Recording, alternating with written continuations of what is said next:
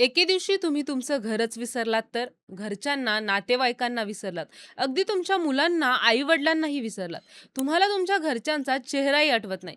किती भयंकर आहे ना हे सगळं. हा एक भयंकर आजार जगभरात वेगाने पसरतोय. सध्या भारतात जवळ-जवळ 50 लाख या आजाराचे रुग्ण आहेत आणि असं म्हटलं जातंय हा बरा सुद्धा होत नाही. एवढंच नव्हे तर अटल बिहारी वाजपेयी, जॉर्ज फर्नांडिस, तेजी बच्चन यांसारख्या अनेकांना हा आजार होता. हा आजार काय आहे? तो कशामुळे होतो? तो बरा होतो का? होत असेल तर त्यासाठी काय ट्रीटमेंट आहे? हा आजार होऊ नये म्हणून आपण काय केलं पाहिजे? या सगळ्या प्रश्नांची उत्तरं जाणून घेऊया या व्हिडिओच्या माध्यमातून. त्याआधी चॅनलला सबस्क्राईब करा आणि व्हिडिओ शेवटपर्यंत नक्की बघा. नमस्कार, मी ऋतुजा आणि तुम्ही पाहताय थेट वास्तव. तत्पूर्वी जे विद्यार्थी कोणत्याही फॅकल्टीमधून ग्रॅज्युएशन करत असतील आणि ज्यांचं स्वप्न आय टी क्षेत्रातील सर्वोच्च कंपनीमध्ये लाखोचं पॅकेज मिळवायचं आहे, त्यांनी स्क्रीनवरती दिलेल्या नंबरवरती कॉन्टॅक्ट करा. तुम्हाला तिथे संपूर्ण मार्गदर्शन केलं जाईल. या आजाराचं नाव आहे अल्झायमर. हा मेंदूशी संबंधित आजार आहे. 60 वर्षांपेक्षा मोठ्या व्यक्तींना अल्झायमर्स होतो. अल्झायमर्स हा डिमेन्शिया या सिंड्रोमचा एक प्रकार आहे. डिमेन्शियामध्ये व्यक्तीच्या मेमरीवर परिणाम होतो. मराठीत याला स्मृतिभ्रंश म्हणतात. सोप्या शब्दात सांगायचं तर विसरभोळेपणा. 1906 साली डॉक्टर अल्झायमर्स यांनी सर्वात आधी या आजाराविषयी सांगितलं. त्यामुळे याला अल्झायमर असं नाव देण्यात आलं. अल्झायमर्सचा रुग्ण ब्रश करणे, स्वच्छतेच्या क्रिया करणे हे सुद्धा विसरतो. इतकंच नाही तर तोंडात घास टाकल्यावर तो गिळायलाही विसरतो. या आजाराच्या काही स्टेजेस असतात. मात्र काही रुग्णांमध्ये या आधीही काही लक्षणे दिसतात. त्यामध्ये विनाकारण चिडचिड होणं, गाढ आणि शांत झोप न लागणं, कुठल्याच गोष्टीत आनंद न वाटणं, नैराश्य येणं, अतिविचार करणं ही अल्झायमर किंवा डिमेन्शियाची अतिशय सुरुवातीची लक्षणं असू शकतात. आजाराच्या सुरुवातीच्या स्टेजमध्ये रुग्णाला नुकत्याच घडून गेलेल्या गोष्टी आठवायला त्रास होतो. उदाहरणार्थ सकाळी काय खाल्लं हे दुपारी आठवत नाही. आजाराची पुढची स्टेज असते त्यात क्रमाने कराव्या लागणाऱ्या गोष्टी करण्यात रुग्णाला अडचणी येतात. उदाहरणार्थ भाजी करायची असेल तर ती कुठल्या क्रमाने करायची हे रुग्णाला आठवत नाही. गाडी चालवणे, कपडे घालणे यांसारख्या गोष्टी त्यांना जमत नाही. हळूहळू रुग्ण घरच्याच व्यक्तींना ओळखत नाही किंवा ओळखलं तर दुसऱ्या व्यक्तीच्या नावाने ओळखतात. चेहरा बघून आपण या व्यक्तीला ओळखतो असं त्यांना वाटतं, पण नावच आठवत नाही. घरचा पत्ता आठवत नाही, पाठ असलेले मोबाईल नंबर आठवत नाहीत.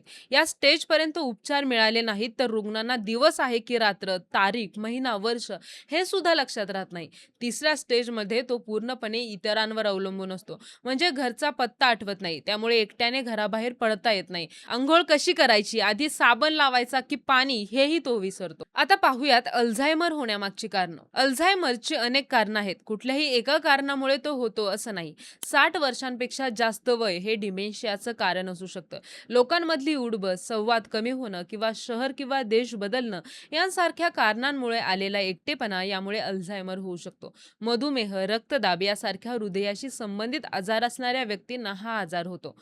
डॉक्टर सांगतात भारतात बहुतांश शाकाहारी खाद्यसंस्कृती आहे. त्यामुळे आपल्या जेवणात बी जीवनसत्वाची कमतरता असते. त्यामुळे महिलांमध्ये अल्झायमर होण्याचं हे देखील एक कारण आहे.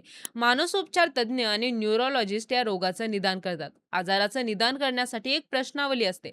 या प्रश्नांची उत्तरं घेतली जातात. त्यावरून एखाद्याला डिमेन्शिया आहे का हे शोधता येतं. याशिवाय MRI करूनही या आजाराचं निदान करता येतं. अल्झायमर्स हा आजार पूर्णपणे बरा होत नाही, पण काही औषधं आणि उपचारांच्या माध्यमातून हा आजार वाढतही नाही. त्यामुळे सुरुवातीच्या स्टेजमध्येच रुग्णाला योग्य उपचार मिळाले तर रुग्णाला 10 ते 15 वर्ष किंवा त्याहूनही जास्त काळ सामान्य आयुष्य घालवता येतं. एक गोष्ट लक्षात घेतली पाहिजे की हा आजार म्हातारपणात होतो. त्याची सुरुवात 40 ते 50व्या वर्षापासून होते. तुमचं वय 40 ते 50च्या घरात असेल आणि तुम्ही खूप व्यसनं करत असाल, सतत पिझ्झा, बर्गर खात असाल, पुरेशी झोप घेत नसाल किंवा दिवसातला रिकामा वेळ मिनिंगफुल ॲक्टिव्हिटीमध्ये घालवत नसाल, तासनतास टीव्ही किंवा मोबाईल समोर बसत असाल, तर तुम्हाला अशा प्रकारचे त्रास होणार हे निश्चित. आणि सर्वात महत्त्वाची आणि शेवटची गोष्ट म्हणजे अल्झायमर झालेला रुग्ण गोष्टी विसरतो. त्यामुळे त्याला वारंवार गोष्टी लक्षात आणून द्याव्या लागतात. हे करताना सर्वात महत्त्वाचा ठरतो तो कुटुंबियांचा संयम. अल्झायमर रुग्णाला प्रेमाची आणि आपुलकीची गरज असते. व्यक्ती जेव्हा लहान लहान गोष्टी विसरायला लागतो त्यावेळी कुटुंबियांना त्याचा खूप त्रास होतो आणि रुग्णाबरोबरच त्याच्या कुटुंबियांचीही चिडचिड वाढते. त्यामुळे अल्झायमरचा रुग्ण म्हणजे लहान बाळ हे कायम लक्षात ठेवून शांतपणे प्रत्येक गोष्ट सांगणं गरजेचं आहे. त्यामुळे तुमच्याही घरात जर अल्झायमरचा रुग्ण असेल तर थोडा संयम ठेवून त्याची काळजी घ्या. यावर तुम्हाला काय वाटतं हे कमेंट बॉक्समध्ये नक्की कळवा आणि व्हिडिओ आवडल्यास व्हिडिओला लाईक करा, शेअर करा आणि सबस्क्राईब करायला विसरू नका.